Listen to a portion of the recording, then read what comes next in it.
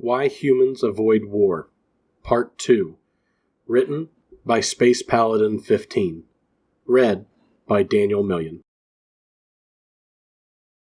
The Federation Senate was expecting the worst when the messenger arrived. As per galactic customs, the fastest ship was sent ahead of the fleet to provide a first-hand account of the battle to the ambassadors.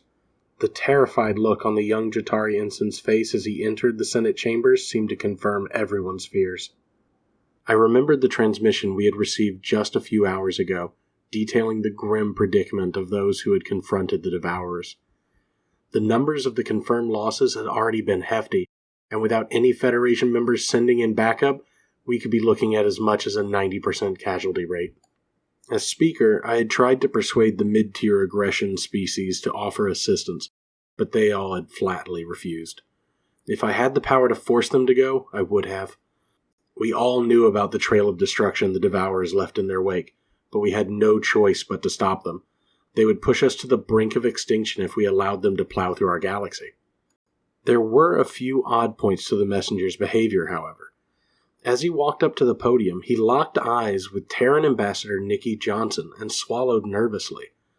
I noticed that his hands were shaking. The Jatari were a proud, honor-driven race who had seen the horrors of war time and time again. Never before had I seen one return home looking like they'd seen a ghost. And why would his fixation be on the peaceful humans of all races? Hello, Senators. I'm Ensign Telis. The Herald's gaze had not left Ambassador Johnson. The Devourers have been defeated. Not a single one of their ships survived. Surprised murmurs spread through the assemblage. I was puzzled as well. The earlier correspondence had painted a hopeless picture for our men. If there had really been such a drastic turn of events, we needed to know how it happened.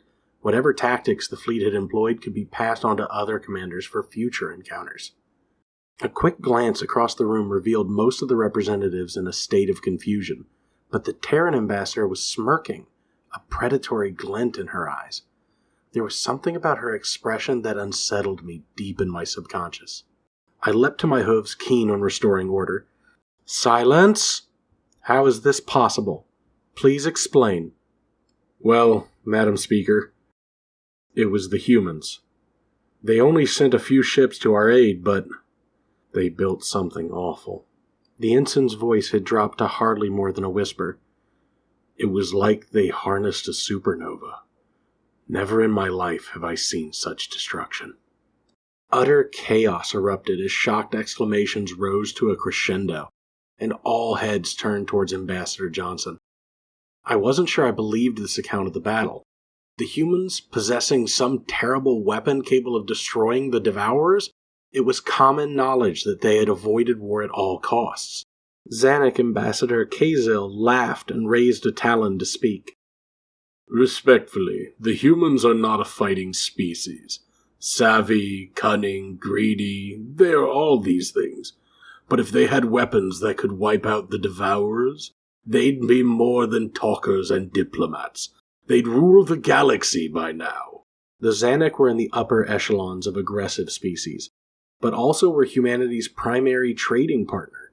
The Terran Union had won them over with their willingness to sell anything for a price, and despite differing philosophies on violence, the two powers had become close allies. You're wrong. I saw it with my own eyes. Ensign Telis replied. The truth of humanity is that they are killers. They're dangerous.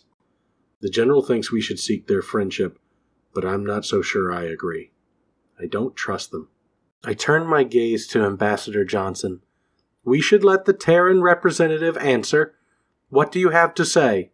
Is this true? Ambassador Johnson sighed wearily. Yes, it's true.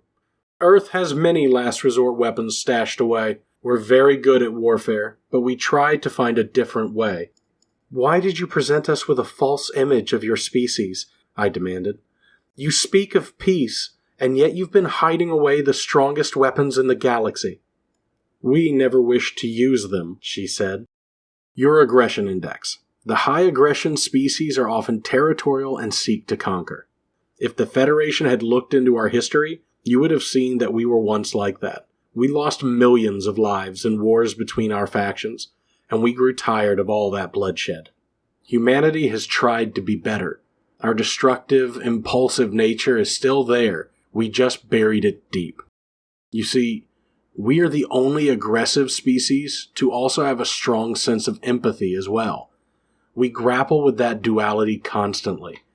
We control ourselves with rules, and for the most part, we choose good. But we know the depths of depravity that exist. We knew that one day someone truly evil would come along, and we would have to be worse. I digested her words, my mind still reeling. A war with one's own species that had millions of casualties?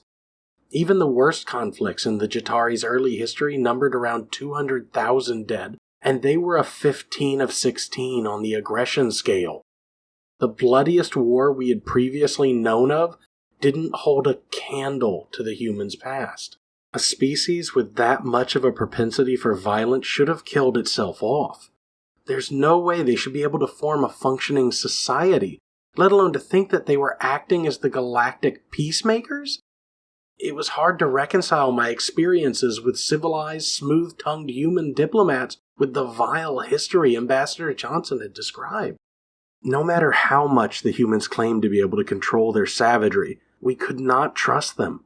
A species with such a drive to violence could easily stab you in the back in a moment of anger and think nothing of it.